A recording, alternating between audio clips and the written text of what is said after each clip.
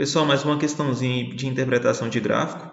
Então vamos lá. Para melhorar a mobilidade urbana na rede metroviária, é necessário minimizar o tempo entre as estações. Para isso, a administração do metrô de uma grande cidade adotou o seguinte procedimento entre duas estações. A locomotiva parte do repouso com aceleração constante por 1/3 do tempo de percurso. Mantém a velocidade constante por outro terço e reduz sua velocidade com desaceleração constante no trecho final, até parar. Qual é o gráfico da posição em função do tempo que representa o movimento desse trem? Então, o eixo da posição está na vertical, o eixo do tempo está na horizontal, certo? Então, vamos fazer a análise dessas três etapas.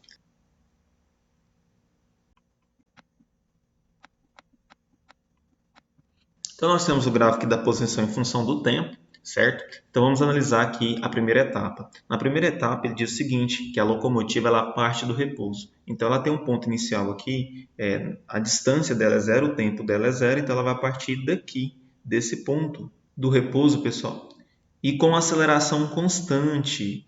Então, se o movimento tem aceleração constante e parte do repouso, a função que vai descrever esse movimento é a equação da posição em função do tempo, que é essa aqui. Então, é essa equação aqui, pessoal, onde esse zero aqui, para nós, como ela começa da posição inicial aqui é zero, tá?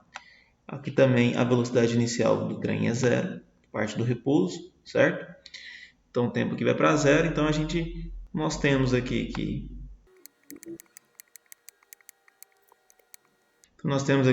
que SF é igual a t ao quadrado sobre 2, sabendo que é o movimento acelerado, então o nosso A aqui ele é positivo, tá?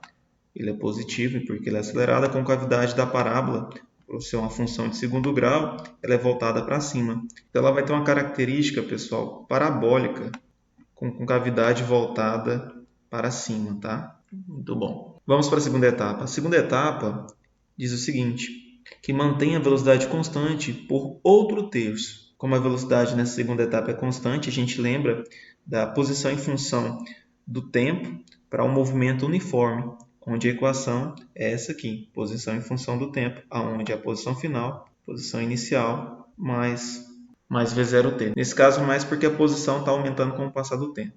Então, nesse caso, pessoal, o gráfico é uma reta, uma função aqui de primeiro grau, certo? Para um movimento uniforme, velocidade constante. A posição aumenta com o passar do tempo, certo? Então, ela vai ter essa característica aqui. Vamos agora analisar a terceira etapa. A terceira etapa ele fala que tem uma desaceleração, né, no último trecho. Como ele tem uma desaceleração, pessoal, é um movimento uniformemente variado. A gente segue essa equação aqui, certo? Nesse caso aqui tem uma desaceleração. Nesse caso aqui a posição já não é mais zero, tá? A velocidade também não é zero.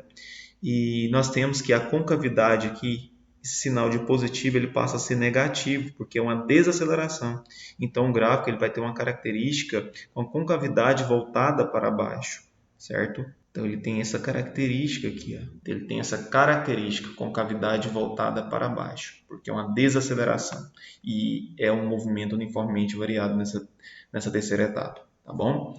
Dessa forma, a gente conclui o nosso gráfico. Qual que é a assertiva aqui, pessoal? Então, a letra A aqui não é, apesar que aqui está correto, né? Nessa primeira etapa ele tem uma aceleração aqui, um movimento uniforme variado, tem aceleração aqui positiva. Ele está falando aqui que o veículo, na verdade, ele está parado, nesse caso aqui, porque a posição aqui ela não variou e não é verdade. A posição ela varia, porém a velocidade é constante. Então, a posição vai aumentando, mas de forma constante, né? Então, aqui já não é nossa questãozinha, tá? A B aqui também aparentemente tem uma concavidade que voltada para cima está correto, aqui a velocidade constante, só que aqui ele está falando que o movimento também é acelerado. E não é, tá? O movimento não é acelerado. Então aqui na letra C tem uma concavidade aqui voltada para baixo, né, no início, e ele para. Então ele fala até o trem parar, então o trem parou bem aqui, certo?